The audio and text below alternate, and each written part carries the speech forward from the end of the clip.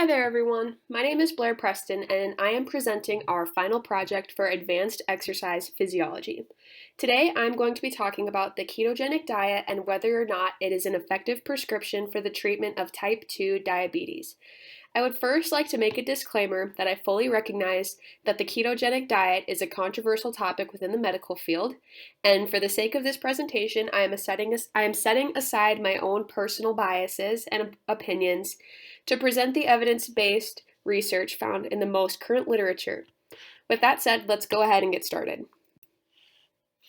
Before we dive into the relationship between the ketogenic diet and type 2 diabetes, I would first like to take the time to review what the ketogenic diet is, as well as provide a brief explanation of the physiological effects.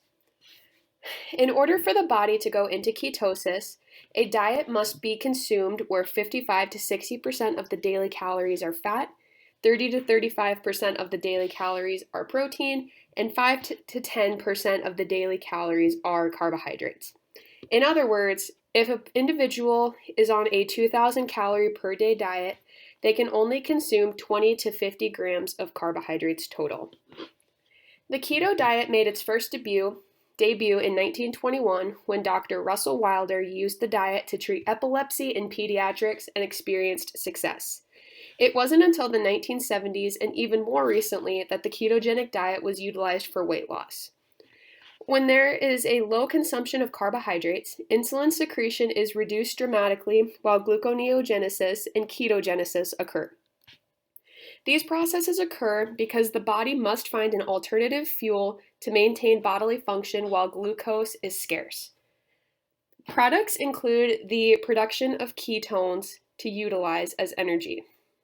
Studies have shown that following a proper ketogenic diet can result in decreased blood pressure, increased blood glucose regulation, decreased triglycerides, and optimal cholesterol levels in patients that are overweight or obese or suffering from type 2 diabetes. Research has suggested that there is an increased risk for LDL cholesterol to be high within a patient's blood lipid panel, however.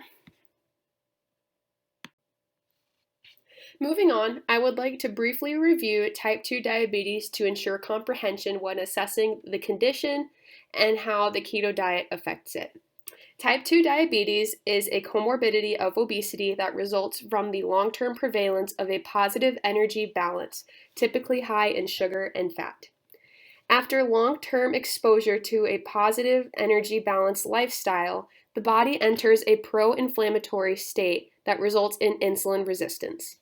Insulin resistance, in other words, means that the receptors on the cell are unable to uptake glucose due to their lack of insulin sensitivity. So, the glucose remains in the blood, at dangerously high levels to put the patient at risk for a hyperglycemic episode. Type 2 diabetes is then controlled by the patient monitoring their blood glucose, carbohydrate counting to ensure their blood sugar stays within safe levels, and administering insulin before or after meals depending on their medical prescription. Insulin resistance over time leads to changes in metabolic parameters, including increased plasma-free fatty acids, elevated plasma triglycerides, and inflammatory cytokines, as well as atherogenic dyslipidemia. Type 2 diabetes, however, is reversible if lifestyle changes are made, and this is where the keto diet can come into play. The keto diet can be an appealing treatment intervention for type 2 diabetes to work towards limiting medication usage and costs. The reason it sounds like a promising intervention is because of the limiting of carbohydrates to reduce the body's demand for insulin. Because carbohydrates are so restricted within this diet, a patient following the diet must be very conscious of the carbs they do choose to eat, which typically consists of foods with low glycemic index. Foods that have low glycemic load are typically non-starchy vegetables and fruits. With that said, the reduction of the glycemic load in a patient with type 2 diabetes, along with the weight loss that generally accompanies on a ketogenic diet, the keto diet has gained popularity for a treatment intervention. Dr. Eric Charles Westman, who is a medical doctor and a medical weight management specialist, has been conducting research on the keto diet and promoting the science behind it by publishing 46 peer-reviewed articles.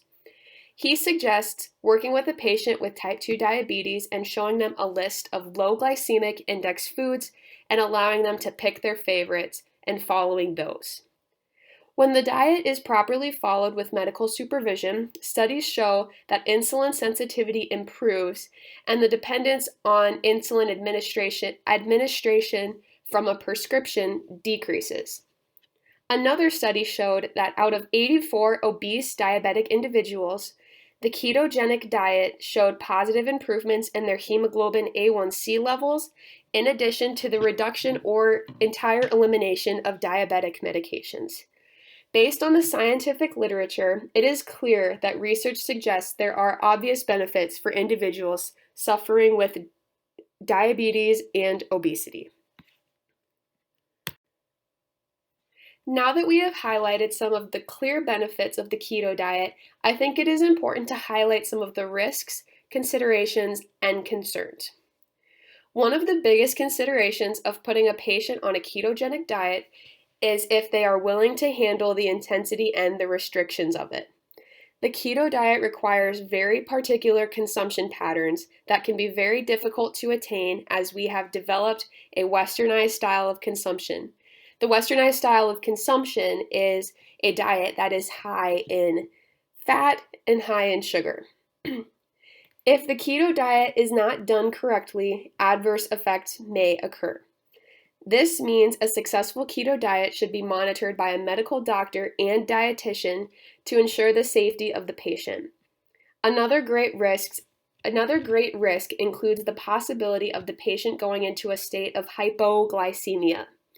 With the dramatically lower intake of carbohydrates, it can be quite easy for the patient to have a hypoglycemic episode if they are not managing their condition properly. A great example of this would be that some of the main recommendations for keto diets and patients with diabetes is to reduce or remove insulin therapy altogether.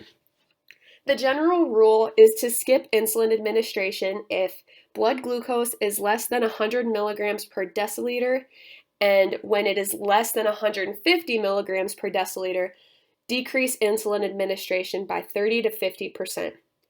I classify this as a risk personally because the patient is completing this at home without doctor supervision and could make a fatal mistake when cutting doses if not done correctly. They could put themselves for risk at hypoglycemia or hyperglycemia depending on the situation. Another risk, as mentioned earlier, would be increased LDL cholesterol levels. The high presence of LDL cholesterol levels in a blood lipid panel have inflammatory properties that can promote atherosclerosis. Next up, we have the low fiber consumption. The low consumption of fiber within a keto diet is a concern because low fiber consumption typically results in poor gut health and damaged microbiota. The low fiber consumption goes hand in hand with the increased risk for micronutrient deficiency. Sources of carbohydrates provide many micronutrients and fiber, and the limitation of them results in less diverse diets. In addition to a diet with lower nutritional quality, the risk of restriction can lead to disordered eating habits. Finally, a consideration to be made would be the lack of evidence regarding the long-term effects of using the ketogenic diet to treat obesity or type 2 diabetes. The data that I have presented today is based upon short-term research and results. It is unclear if the lab parameters remain positive after periods longer than 2 years. Overall, my clinical takeaway is that type 2 diabetes can be managed using the ketogenic diet as a medical intervention as long as it is done correctly. Dedication is required, and attention to glucose levels and insulin distribution is absolutely required.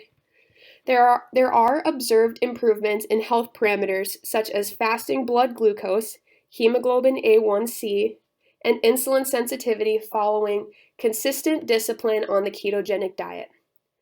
As previously mentioned, blood glucose must be monitored to avoid going into a hypoglycemic state and there is a risk for deficiency in fiber and micronutrients due to the lack of diversity within the diet and the restriction of the carbohydrates. Overall, the keto diet can be utilized for type 2 diabetes management. However, type 2 diabetes can also be reversed with lifestyle changes along the lines of regular exercise, limiting simple sugars and saturated fats, and being mindful of overall food choices and not overeating. Whether or not a patient wants to partake in the restriction of the keto diet is a decision that must be made between them and their doctor and medical team to find a treatment method that works best for them. Here I have my image citations as well as my bibliography. Thank you guys for watching.